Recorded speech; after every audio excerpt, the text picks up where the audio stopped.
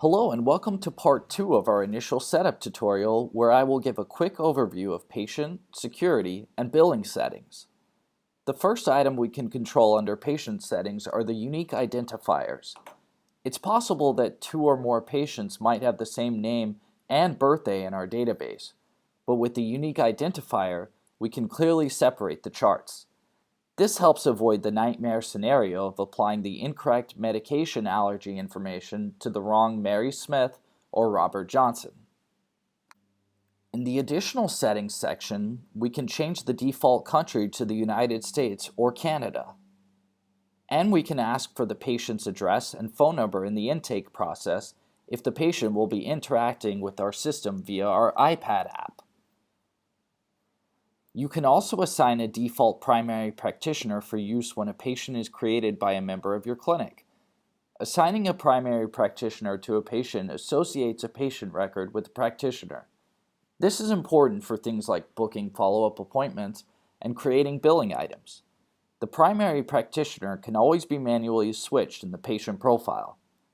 There's a separate primary practitioner setting for online booking. With online booking, you have the added option to make the primary practitioner default to whichever practitioner the patient first books an appointment at your clinic with. We also have the ability to create status tags in order to categorize patients. Let's add limited English skills and consent form signed. Now if we open up a patient file, we can add these status tags to their chart. This is useful if we want to return a subset of patients with a particular tag association.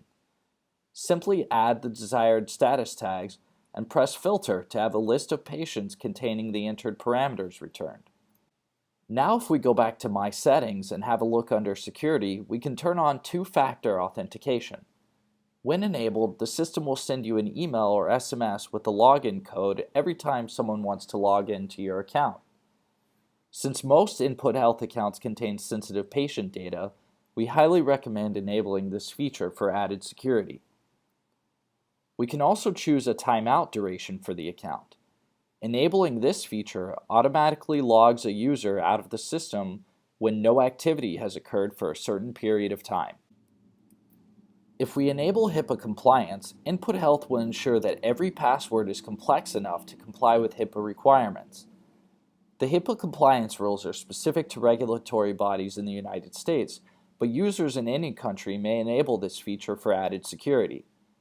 Please note that enabling this feature will force all of your users to enter a new HIPAA-compliant password upon their next login session. Under the Product Settings section, we have the ability to add new products to my account. Let's add a Healthy Living workbook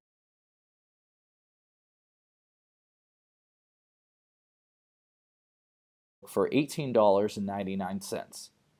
If we make it a stockable item, InputHealth will alert us when we run out of stock for a certain item. We can easily update the stock if a new delivery is received. And lastly, under the billing settings, we can integrate InputHealth with any of the currently supported billing providers. We recommend checking this section frequently as we are always adding new providers as integrations become available. I hope this was helpful. We have a text version of this tutorial in our support guide found at www.inputhealth.com/support. Thank you.